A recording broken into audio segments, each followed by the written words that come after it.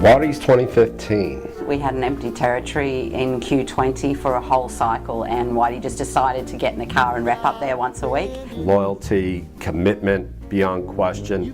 For half the year last year, Waddy looked after half the state, so outstanding 2015. Whitey drove some great team results. Top team in Queensland for must-have percentage.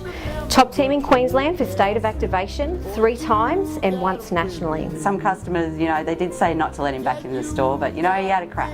He gave us some great advice, we listened, did the opposite, and we ended up with some great team results. Is he the guy that wears the tight shirts?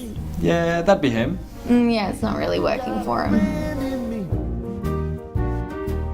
You got trouble, and I got them too. There isn't anything I wouldn't do for you. We stick together.